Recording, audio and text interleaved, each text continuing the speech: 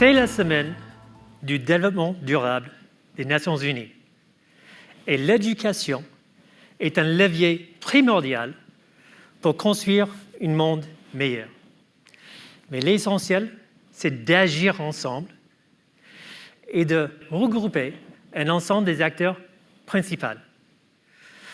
Bienvenue à Mission Océan.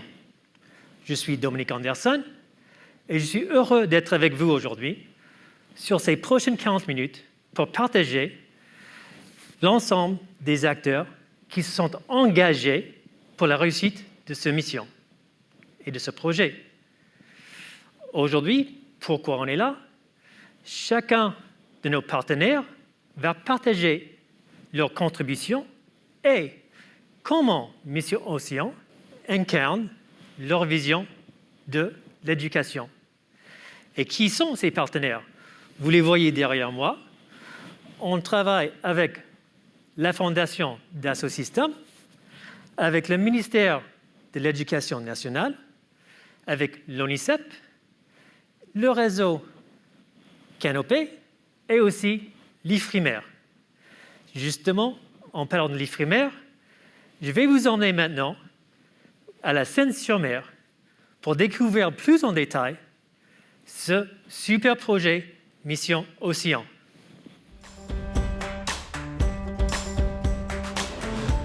Bonjour et bienvenue aux locaux du Centre Méditerranée de l'IFRIMER, reconnu dans le monde entier comme l'un des tout premiers instituts en sciences et technologies marines. C'est ici, au cœur de la rade de Toulon, le plus beau de l'Europe, que nous allons découvrir ensemble Mission Océan. Tout d'abord, rencontrons Marie-Pierre Aulas, déléguée générale de la Fondation Dassault Systèmes. Bonjour Marie-Pierre. Bonjour Dominique. On est safe? On est safe. Très bien. Marie-Pierre, s'il vous plaît, expliquez-nous, c'est quoi Mission Océan? Mission Océan, c'est un programme ambitieux. C'est un programme qui vise à créer l'étincelle chez les collégiens et les lycéens pour les sciences et technologies. Mais au-delà de ça, Mission Océan, c'est un projet qui va leur permettre d'approfondir leurs connaissances, d'approfondir leur programme scolaire, tout en découvrant les grands enjeux des océans et le développement durable. Et pourquoi c'est si important? Parce que l'océan, c'est le principal régulateur du climat. Et c'est pour ça que les Nations Unies ont décidé de lancer l'année prochaine la décennie des Nations Unies pour les sciences océaniques. Pour la réussite de ce projet, nous avons réuni les partenaires clés. Le ministère de l'Éducation nationale, avec l'ONICEP, Canopé, l'IFREMER et bien sûr la Fondation Dassault Systèmes. Il y a plusieurs projets pédagogiques au sujet des océans. En quoi ceci est-elle unique? Pourquoi il est unique? Parce que pour la première fois, un projet pédagogique dédié aux océans réunit tous les acteurs. Les enseignants, bien sûr, et leur savoir-faire pédagogique, les professionnels d'orientation, les chercheurs, les ingénieurs et les industriels. Et c'est cette collaboration exceptionnelle, cette grande réunion de compétences avec tout leur savoir-être et leur savoir-faire qui est la garantie du succès de Mission Océan. Retrouvons Alain. Bonjour Alain. Bonjour. Alain, vous êtes enseignant en technologie, chargé d'accompagnement à l'UNICEF et chef de projet de Mission Océan. Quel est le point fort de Mission Océan au niveau pédagogique? Alors le point fort, aux compétences évoquées par Marie-Pierre, on rajoute la 3D. La 3D, c'est vraiment quelque chose qui va augmenter les apprentissages et dynamiser la pédagogie des enseignants. L'idée, c'est vraiment d'apprendre avec le plaisir et de mettre cette petite couche ludique que les élèves connaissent très bien et qui va vraiment augmenter leur engagement et leur concentration surtout. Et ça, la concentration, c'est vraiment quelque chose d'important. Derrière la concentration, après, on trouve la motivation et le plaisir d'apprendre. Et ça, c'est super pour un enseignant. Et ces contenus, comment vont-ils être utilisés et par qui? Mission Océan, c'est 3 axes complémentaires. Axe 1, des contenus pédagogiques 3D mis à disposition des enseignants par leur plateforme Étincelle. Axe 2, des ateliers pratiques avec des expériences immersives qui, elles, sont mises à disposition des établissements scolaires par les DAN. Les DAN, ce sont les délégations académiques pour le numérique éducatif. Et enfin, axe 3, le Lab des métiers, avec un magnifique livret numérique qui là est véritablement à destination des élèves et de leurs parents pour les aider à constituer leur parcours d'orientation. Le projet pilote est développé en collaboration avec la région académique Provence-Alpes-Côte d'Azur, d'où sont issus la vingtaine de professeurs et de personnels d'orientation avec lesquels nous travaillons. Et puis, dans un temps 2, l'année prochaine, il sera développé au niveau national. Et puisque nous sommes ici, au centre méditerranéen de l'Ifremer, bonjour Eric. Bonjour Dominique. On est safe. On est hyper safe. Très bien. Eric, en quoi, là aussi, l'Ifremer rend ce projet Mission Océan unique? Alors, dans Mission Océan, l'Ifremer est bien entendu entièrement ancré dans l'esprit de la science ouverte. L'Ifremer apporte son expertise, nous partageons nos données, nos connaissances, et puis nous validons bien entendu les contenus scientifiques et technologiques. Donc ça, c'est la partie, je dirais, de l'Ifremer. Mais ici, à la Seine-sur-Mer, à l'Ifremer, on a créé quelque chose d'assez extraordinaire, assez unique. On pourrait appeler ça un lab d'expérimentation pédagogique. Et dans ce lab d'expérimentation, en fait, l'équipe de Mission Océan, donc les enseignants et puis les inspecteurs d'académie, viennent régulièrement rencontrer les chercheurs, les techniciens, les ingénieurs, pour co-créer du contenu pédagogique. Et finalement, dans ce lieu unique, on co-crée, on construit des ressources pédagogiques entre le monde de l'industrie, le monde de la recherche et le monde de l'éducation pour le bénéfice des élèves. Et finalement, au bout du compte, on se rend compte qu'on apprend tous les uns des autres dans ce parcours pédagogique Mission Océan.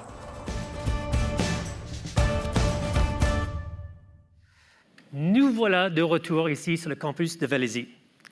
Nous sommes maintenant en présence de Bernard Charlès, le président et directeur général de Dassault Systèmes et le président d'honneur de la fondation Dassault Systèmes. Bonjour Bernard. Bonjour à vous tous. Merci d'être là. Et Bernard, votre fondation est à l'origine de ce projet Mission Océan. Et pourquoi est-ce important pour vous et en quoi la 3D est un aspect formidable pour l'éducation? Alors, Mission Océan, c'est bien plus qu'une bouteille à la mer, c'est une bouée dans les classes. L'idée, évidemment, est l'idée centrée autour de la 3D, de l'expérience virtuelle. Einstein disait que l'ultime de la connaissance, c'est l'expérience. Eh bien, le monde virtuel permet aujourd'hui de rendre visible, compréhensible, accessible aux jeunes des phénomènes qu'ils ne peuvent pas observer dans la vie réelle et découvrir avec passion, avec intérêt, l'importance précisément ici des océans dans leur vie et un monde durable. Donc révéler ces connaissances, les rendre disponibles, faire des curricula passionnants, attractifs, au fond correspond bien à la mission de la fondation Dassault Systèmes. Je vous remercie donc et je remercie surtout les partenaires, brièvement, de cette implication parce que le contenu est effectivement aussi important dans ce cadre pour les enseignants et pour les élèves et pour l'intérêt de ces nouveaux métiers. Mission Océan vise donc à répondre à cette demande. Merci beaucoup Bernard. Et justement, nous allons retourner dans quelques secondes à l'Ifremer, où justement, on va voir une première expérience où les mondes réels et virtuels se rencontrent à merveille.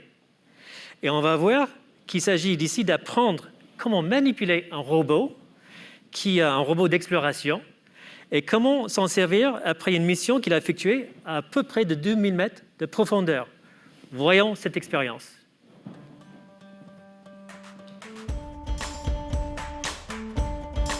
Bonjour Laurent. Bonjour Dominique. Alors, dans cet environnement, je vois un engin assez étrange, ce robot.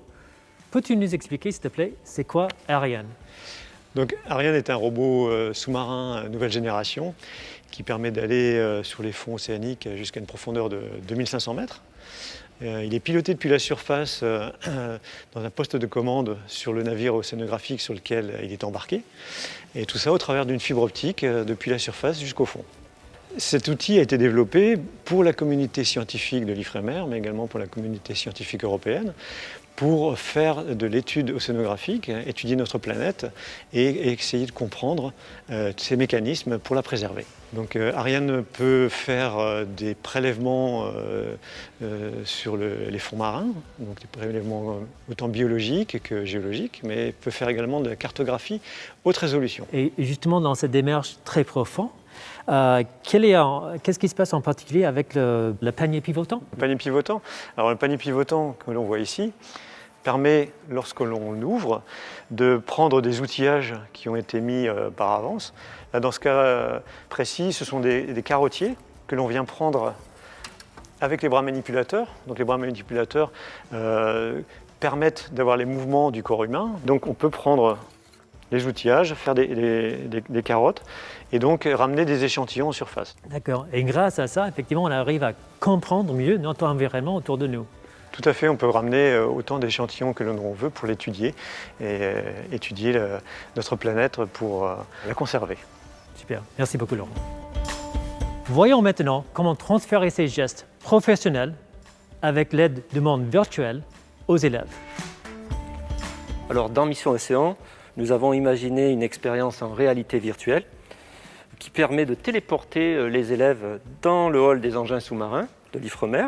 L'élève va prendre la place d'un ingénieur ou d'un technicien et il va reproduire un geste métier. Valère, tu peux nous montrer s'il te plaît? Alors, Valère va commencer l'expérience. Valère, c'est notre élève testeur chevronné. Donc il devra prendre les équipements de sécurité pour réaliser l'opération.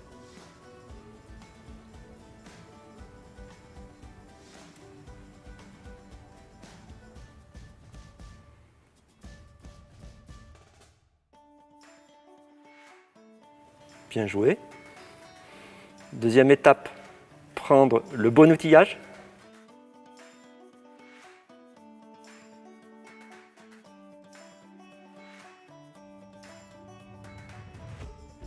Et réaliser l'opération demandée sur le H-ROV Ariane.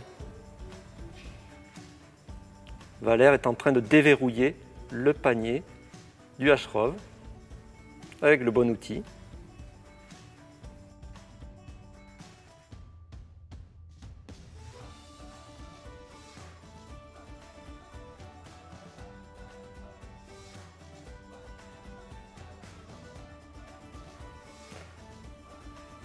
Voilà, là, on s'aperçoit qu'il a bien lu la consigne.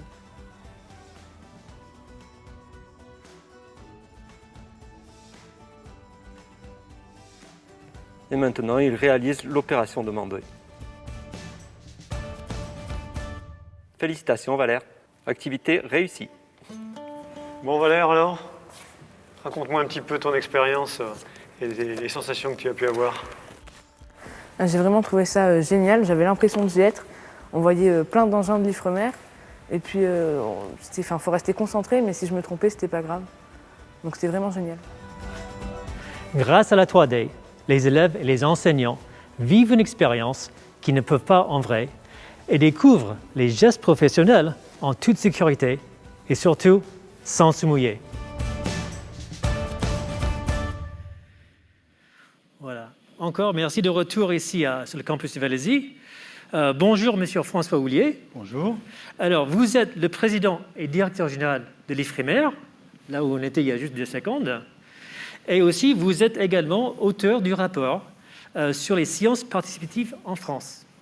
Alors, Monsieur Houlier, comment Mission Océan incarne pour vous les enjeux de sciences en société? C'est une belle question. Alors, les sciences participatives, qu'est-ce que c'est? C'est des sciences auxquelles des citoyens, et ça peut être des élèves, ça peut être leurs enseignants, ça peut être des inspecteurs d'académie, c'est l'ensemble d'un ensemble de citoyens, des sciences auxquelles ils vont participer de manière active en lien avec des chercheurs. Alors, est-ce que ce qu'on a vu là relève des sciences participatives sensu stricto? Pas forcément tout à fait au départ, ça relève beaucoup de l'éducation participative. Ce qu'on a vu là, c'est que finalement, des élèves vont apprendre à manipuler, à comprendre ce que c'est qu'un robot, comment il fonctionne, va comprendre ses fonctions, va pouvoir en imaginer des expériences. va pouvoir aussi, de cette manière-là, découvrir un milieu. Et donc là, on est plutôt dans l'éducation. Elle est participative parce que l'élève en question, Valère, il est actif. Et puis parce qu'il a été encadré par un certain nombre d'enseignants et qui ont préparé, avec la Fondation Dassault Systèmes, avec nos collègues de l'IFREMER, avec l'ONICEP, qui ont préparé tout l'environnement pédagogique qui est nécessaire. Donc est-ce que c'est de la science en tant que telle? Pas nécessairement, mais c'est bien une éducation à la science, c'est une éducation à une certaine discipline, c'est une éducation à une certaine technologie. Donc de ce point de vue-là, c'est effectivement éminemment participatif. Mais je pense que ça peut aller au-delà. Moi, ce que je peux imaginer, et que je n'ai pas forcément encore complètement vu, parce qu'on est encore au début du projet et que ça avance, c'est que Valère ou ses camarades de classe, à un moment ou à un autre, vont avoir leur propre imagination, leur propre envie d'imaginer des expériences et de les construire. Ils vont sans doute se dire, mais puisque j'ai un robot de ce type-là et que je sais l'opérer, que je comprends comment il fonctionne, je vais sans doute pouvoir imaginer une expérience, un prélèvement, peut-être une mini-campagne. Et à ce moment-là, il est possible que dans l'interaction qu'ils auront entre eux, au sein de la classe, avec leurs enseignants, sans doute aussi l'interaction qu'ils pourront avoir avec peut-être des chercheurs qui seront dans leur environnement, puisque un des intérêts de ce projet, c'est que nous accueillons à la Seine-sur-Mer des enseignants et que donc des liens se constituent. On peut imaginer qu'il y a là une expérience qui soit imaginée, et puis peut-être qu'un jour, cette expérience, nous la réaliserons. Donc je crois que c'est, de ce point de vue-là, effectivement, quelque chose qui au départ relève plutôt de l'éducation participative que de la science participative, même s'il y a un fort contenu scientifique et technologique. Mais j'espère bien que dans la mécanique de réalisation de ces projets, ça ira effectivement vers de la créativité, de l'innovation et de nouvelles idées. La conviction qu'on avait eue quand on avait fait le rapport sur les sciences participatives, c'est qu'il y avait dans le monde de l'éducation des réservoirs et un potentiel d'idées. Et c'est ça qu'on va pouvoir, je l'espère, pouvoir mobiliser dans ce cadre-là. Donc cette expérience que les élèves vont avoir, je pense qu'elle sera tout à fait positive pour leur formation, et puis qu'elle sera demain positive aussi pour les chercheurs, et pour imaginer de nouvelles expériences et acquérir de nouvelles connaissances. Merci beaucoup, Monsieur Roulier. Et bien justement, on est riche en expérience dans cette démarche. Alors, je vous propose de retourner encore à l'IFREMER, encore une fois, pour découvrir encore un autre contenu pédagogique qui permet à sensibiliser les élèves à l'environnement, tout en apprenant d'une façon ludique comment restaurer un écosystème déjà abîmé par l'homme. Lançons la prochaine vidéo. Bonjour Benoît. Bonjour. Tu vas bien? Ouais, ça va. Très bien. Benoît, il y a quelque chose derrière nous. Là, on est sur les quais scientifiques, ici au centre d'IFREMER. Il y a quelque chose caché sous l'eau. Tu peux nous expliquer, s'il te plaît, à quoi ça sert? Ça sert à augmenter la surface d'habitat à l'intérieur des installations portuaires qui sont artificialisées. Ça sert à leur fournir aussi de l'aliment avec tout ce qui est faune et flore fixée. Nous, ici, on teste différentes méthodes, différentes structures dans un programme de recherche sur la réhabilitation écologique. Et bien maintenant, voyons comment on peut simuler tout ça pour les collégiens. Alors, dans Mission Océan, nous avons imaginé la mise en œuvre d'un récif, donc en 3D. L'élève peut tourner autour et bien sûr, c'est une animation qui trouve sa place dans le cadre des SVT et de l'éducation au développement durable. Alors Noémie va nous faire une petite animation, va montrer un petit peu comment ça fonctionne. Ce qui est bien dans l'animation, c'est qu'on peut tourner autour, on peut voir tous les détails, on peut cliquer sur des centres d'intérêt pour voir les récifs de plus près. On a l'impression d'être avec les plongeurs. On peut aussi cliquer sur le récif du milieu, qui a une forme plus particulière. Et après, on peut le voir 3 ans plus tard, quand il sera habité par les poissons. Et on peut voir qu'il y a plein de poissons, il y a des étoiles de mer, des poulpes. Bon, bah écoute, merci beaucoup, Noémie et Alain, et bonne pêche. Bah non, on va quand même laisser grandir les poissons. Ah, excuse-moi, vous avez tout à fait raison, Noémie. Bon, merci, à la prochaine. Voilà, c'est sympa de voir les élèves pétillants et pleins d'énergie s'en servir de ces outils pédagogiques. De retour sur nos campus, nous allons rejoindre maintenant M. Bernard Beignet, qui se trouve actuellement à Aix-en-Provence, Est-ce qu'on a M. Beignet en duplex? Oui, en tout cas, moi, je vous aperçois. Super, je vous entends très bien, M. Beignet. Bon, M. Beignet, vous êtes le recteur de la région académique Provence-Alpes-Côte d'Azur et Mission Océan est développée d'abord dans votre région avant d'être déployée au niveau national. M. Beignet, la loi pour l'école de la confiance intègre pour la première fois le développement durable dans l'enseignement. Est-ce ce projet, pour vous, M. Beignet, incarne cette politique? Oui, tout à fait. Alors, il faut faire une petite remarque. Habituellement, les réformes viennent d'en haut, viennent de nos institutions et sont consacrées par la loi. J'ai le sentiment que c'est presque le chemin inverse qui a été fait. Ce sont les jeunes générations qui ont été très sensibles à leur devenir, à l'avenir de la planète. On l'a bien vu au printemps dernier. Et je me demande si, d'une certaine manière, c'est pas la loi qui les a écoutés plutôt que l'inverse, pour une fois. Mais je m'en réjouis, c'est un très bon mouvement. Est-ce que vous avez d'autres aspects que vous souhaitez partager sur les enseignants qui sont impliqués dans cette démarche? Alors, les enseignants, d'abord, sont vraiment vecteurs de cette imagination. Ce que j'aimerais souligner, qui me paraît vraiment très important, c'est d'abord d'utiliser des techniques interactives extrêmement diversifiées.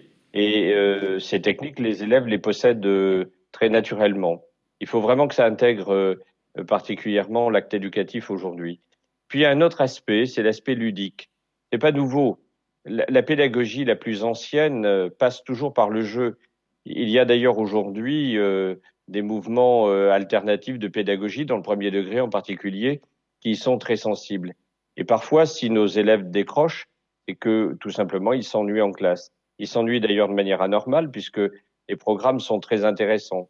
Mais c'est à un âge où on veut pénétrer les connaissances d'une toute autre manière. Donc, ce qu'ont fait les professeurs en particulier là est un acte vraiment pédagogique de très haute valeur et qui permettra sans doute d'intégrer ce qui va être tiré dans d'autres disciplines. Merci beaucoup, M. Beignet. Un des objectifs de Mission Océan est de co-créer des contenus avec des professionnels sur la base des ressources authentiques, issues effectivement de l'industrie. Je souhaite appeler à M. Jean-Marc Mériot. Monsieur Mériot, vous êtes bien avec nous? Oui, je suis bien avec vous. J'espère que vous m'entendez bien. Très bien, merci Monsieur Mériot. Alors, vous êtes directeur du numérique pour l'éducation au sein du ministre de l'Éducation, de la Jeunesse et des Sports. Monsieur Mériot, comment situez-vous le programme de Mission Océan dans le contexte de votre stratégie? Aujourd'hui, Mission Océan s'inscrit déjà dans une démarche partenariale et le numérique, c'est avant tout des partenariats. Et donc, je pense qu'il faut souligner que la réussite de cette opération, c'est avant tout la mobilisation de tous les acteurs. Et je tiens à remercier bien évidemment la Fondation Dassault et puis l'ensemble des opérateurs et l'ensemble des acteurs qui se sont mobilisés pour faire que cette mission soit possible, en tout cas que cette opération soit possible et ainsi que le développement de l'ensemble des outils pédagogiques. Donc, aujourd'hui, ça s'inscrit pleinement dans la stratégie du ministère pour plusieurs raisons. Parce que la ressource doit être au cœur même de la stratégie numérique du ministère et la ressource numérique. Et quand on parle aujourd'hui de ressources numériques, bien évidemment, ça ne peut pas se faire sans les nouvelles technologies, en particulier celles liées à l'immersion. Et donc, on sait très bien à quel point cet apport technologique peut avoir un fort impact pédagogique. Donc, c'est vraiment dans cette dimension-là que ça s'inscrit et j'ai envie de dire que ça s'inscrit aussi là à travers des enjeux qui sont très en lien avec tout l'enjeu autour de la science, des sciences et technologies, et en particulier de la culture scientifique et technologie. Il faut bien aussi se rappeler que ce programme-là s'intègre pleinement aussi dans la valorisation de la culture scientifique et technologique, et on doit être en mesure de pouvoir proposer ces contenus de qualité. Donc, j'ai envie de dire que c'est au cœur même de la stratégie. Valoriser aussi ces contenus, et on le voit à travers l'ensemble des présentations qui se sont passées depuis le début, c'est aussi cette capacité à valoriser ces contenus. C'est le but de la plateforme que nous avons lancée et dont les contenus sont présents aussi sur cette plateforme qui est la plateforme ENI. Je pense que les autres partenaires, en particulier Canopé, aura l'occasion aussi de pouvoir rebondir sur la plateforme ENI, mais cet enjeu-là aussi de pouvoir valoriser l'ensemble de ces contenus pour en faire aussi en fin de compte, des cheminements pédagogiques, c'est aussi une dimension très structurante. Je finirai sur un autre point parce que c'est au cœur même aussi de la mission Océan, c'est valoriser tous les métiers et valoriser aussi, on va dire, tout ce qui est en lien avec la valorisation de ces métiers auprès des jeunes filles en particulier, parce qu'il nous faut aussi valoriser pleinement ces métiers pour faire que de plus en plus de jeunes filles s'intéressent à ce type de métier et surtout des métiers qui intègrent aussi une forte connotation technologique. Donc tout ça, c'est les missions qui sont développées aujourd'hui dans le cadre de la mission Océan et bien évidemment, c'est un enjeu absolument très structurant pour le ministère et je tiens encore à remercier tous les acteurs. Merci beaucoup, M. Mario. Alors, effectivement, cette vue stratégique sur le projet ENI, ou École numérique et industrie, M. Mario a fait parler d'une autre plateforme qui s'appelle en fait Étincelle. Et c'est justement maintenant qu'avec Hélène Auder, qui est chef de projet transmédia pour le réseau Canopé, qu'on va voir un exemple de contenu pédagogique de Mission Océan disponible sur cette plateforme Étincelle. Voyons.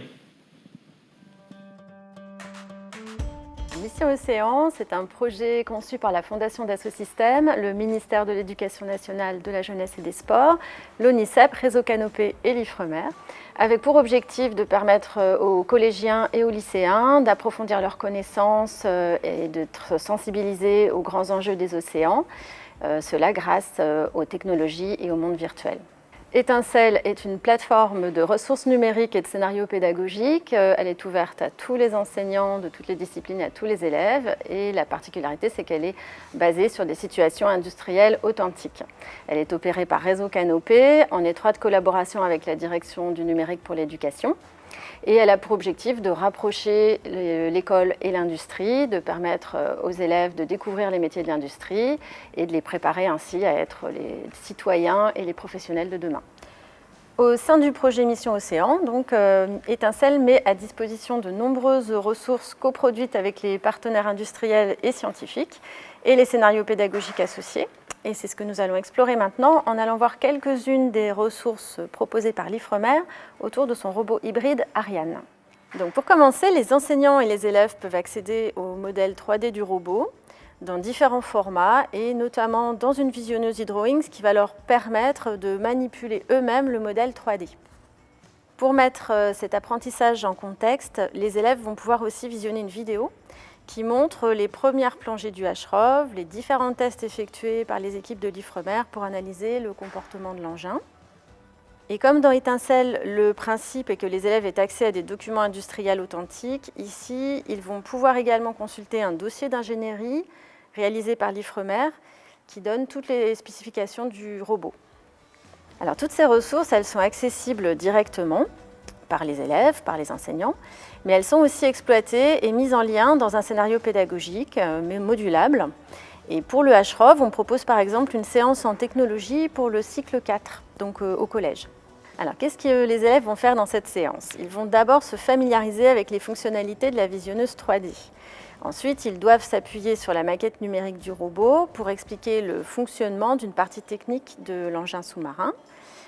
Donc, en manipulant la maquette numérique, ils vont pouvoir identifier les différents types de déplacements possibles du HROV Ariane, par exemple, donc le roulis, le tangage, le lacet, et les solutions techniques associées.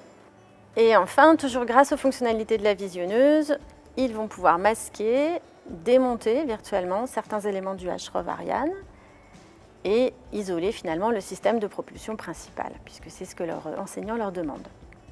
L'objectif, c'est qu'en fin de séance, les élèves soient capables d'expliquer par un schéma le fonctionnement de la solution technique retenue pour la propulsion et le déplacement du robot. Et tous ces contenus sont accessibles directement aux élèves grâce au mode diffusion de la plateforme.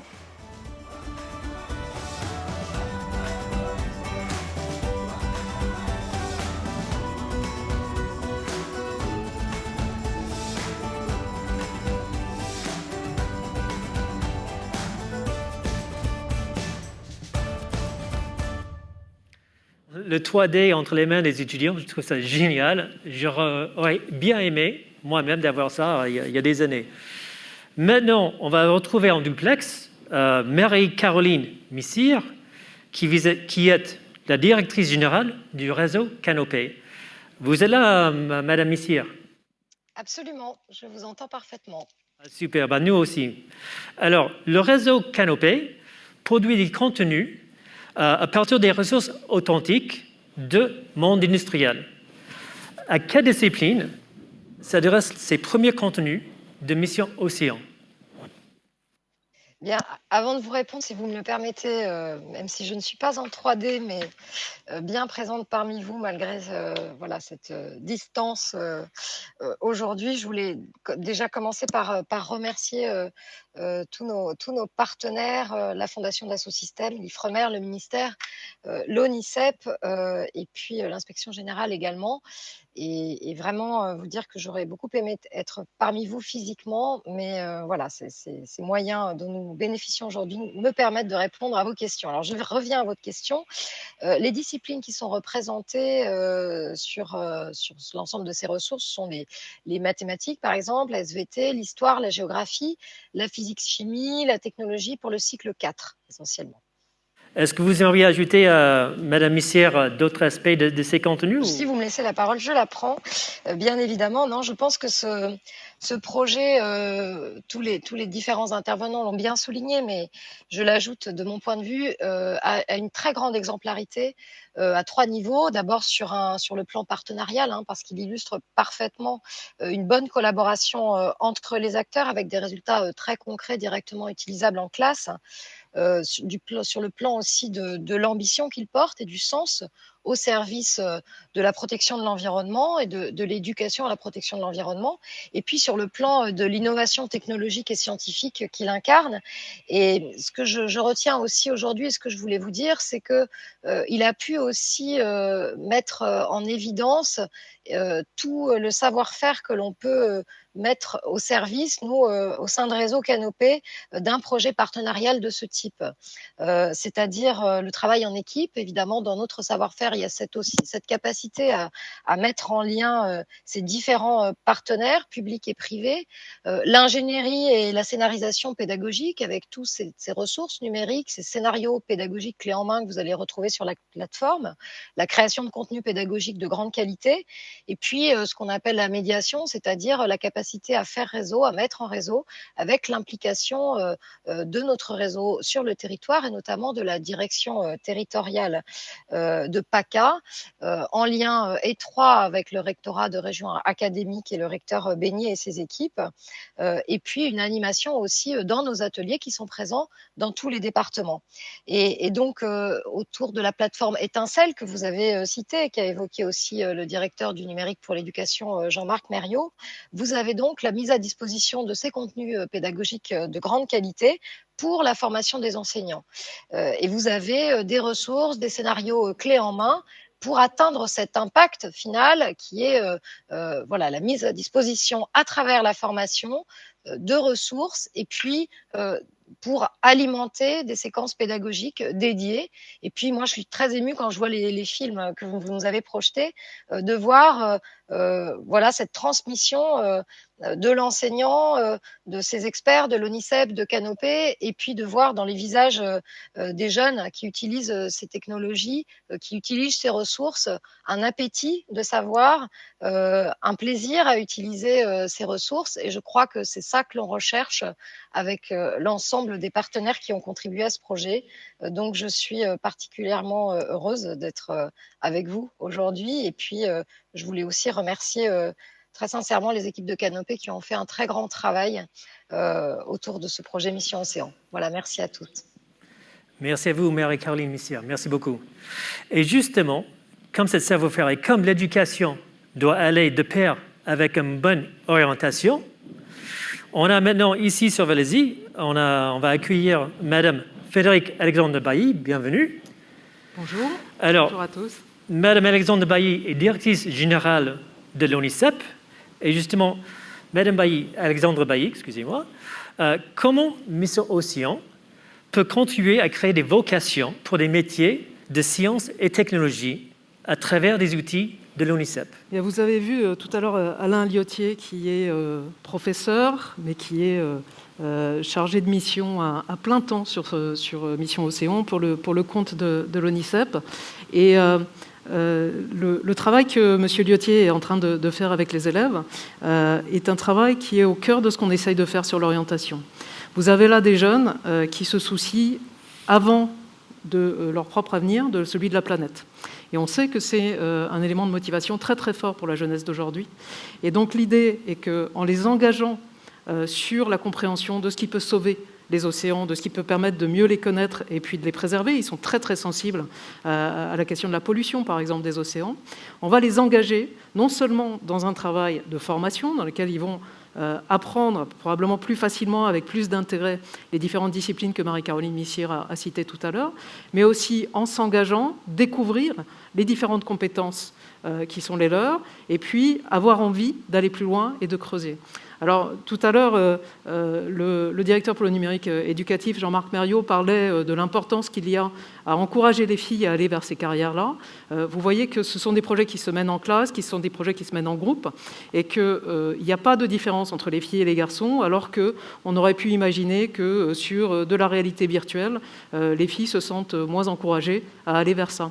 Absolument pas. Ce qui est très intéressant, c'est qu'on part de leurs valeurs, qu'on les emmène avec des professeurs qui leur montrent ce que c'est que le travail en équipe en étant eux-mêmes en interdisciplinarité, et on les emmène petit à petit à être des citoyens, et tout en étant citoyens, à pouvoir avoir un petit temps de réflexivité sur finalement, moi, mon avenir dans cette planète que je vais contribuer à faire être meilleur, qu'est-ce qui pourrait être ?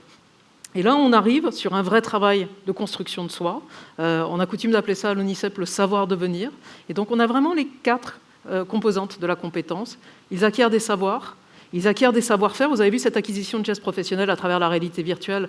C'est aussi ce qu'on fait faire dans l'enseignement professionnel pour être en parfaite sécurité, mais c'est aussi ce qu'on fait après, par exemple, dans les études de médecine, pour apprendre la chirurgie en toute sécurité.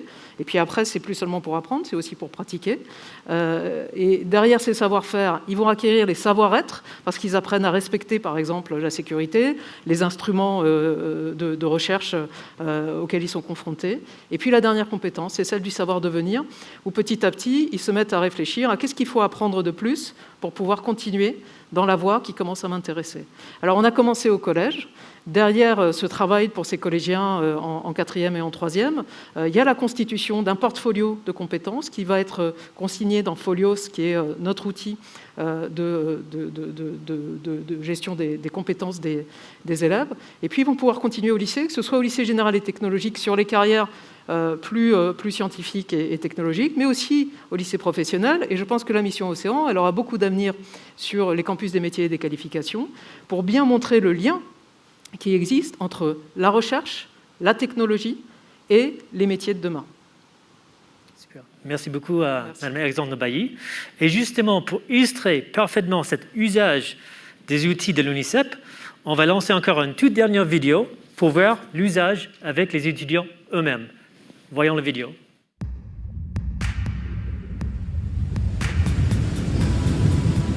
Le projet Mission Océan entre dans la décennie des sciences océaniques au service du développement durable. C'est un projet interdisciplinaire puisqu'il a un volet mathématiques, physique, SVT, technologie, histoire-géographie aussi. Et par là, en fait, c'est le projet d'établissement idéal, puisqu'il permet, à travers les sciences océaniques, d'aborder aussi les thématiques de nos propres disciplines. Les océans, c'est vraiment super important. Il faut les protéger pour lutter contre le réchauffement climatique. Les sciences et les technologies peuvent nous aider à trouver des solutions. On peut imaginer des récifs artificiels qui pourraient faire revenir les poissons dans les ports. Ce que j'aime dans Mission Océan, c'est la 3D. On se croirait dans un jeu vidéo et je trouve ça plus simple pour apprendre. On peut faire tourner l'objet et le voir sous tous ses détails. On peut même concevoir nos propres objets 3D et les voir en réalité virtuelle. Pour travailler sur Mission Océan, on utilise Folios. Donc les élèves peuvent travailler aussi bien chez eux, sur leur smartphone, sur une tablette, sur un ordinateur, que dans leur établissement, dans leur classe. Donc l'avantage, c'est qu'ils peuvent aussi avoir une traçabilité de leur activité. À partir de Folios, ils peuvent aussi avoir accès à toute une partie professionnelle qui répond à la problématique de l'orientation. Ce qui est bien dans Mission Océan, c'est que l'on peut voir des vidéos de professionnels qui parlent de leur métier et ça peut vraiment nous donner des idées pour notre avenir ou notre orientation. Ça répond à tout ce qui est curiosité au niveau de leur projet personnel aussi. Les océans, c'est vraiment super important.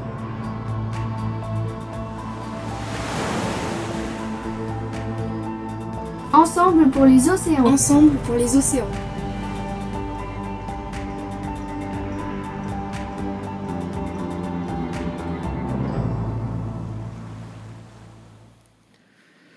Voilà, j'adore cette vidéo. Alors, nous arrivons à la conclusion de cet événement. Et je voulais tout d'abord remercier l'ensemble de nos interlocuteurs. Et je vais laisser le soin de Marie-Pierre Aulas, en personne cette fois, déléguée générale de la Fondation Dassault Systèmes, de nous partager les prochaines étapes de ce projet. Merci Dominique. Merci à vous tous, à toutes les personnes qui sont avec nous. Merci à nos partenaires et puis merci bien évidemment aux enseignants, aux professionnels de l'orientation, aux corps d'inspection qui travaillent avec nous sur ce projet. Alors, on peut le déclarer maintenant. Mission Océan est officiellement lancée et pour répondre à votre question, Dominique, quelles sont les prochaines étapes? Donc les premières étapes, c'est ces contenus pédagogiques que nous allons continuer à créer dans les différentes disciplines, les mois à venir, pour les collégiens. Et puis l'année prochaine, on travaillera sur des contenus pédagogiques pour les lycéens. Si vous voulez suivre effectivement Mission Océan, eh bien, je crois que ça va s'afficher normalement dessous, mais vous pouvez nous suivre sur mission-océan.com. Comme ça, vous aurez toute l'actualité au fur et à mesure de ces 3 années de projets qui nous réunissent avec l'IFREMER, avec le réseau Canopé, avec le ministère de l'Éducation nationale et avec l'ONICEP, bien sûr. Bon, merci à tous. Merci à tous.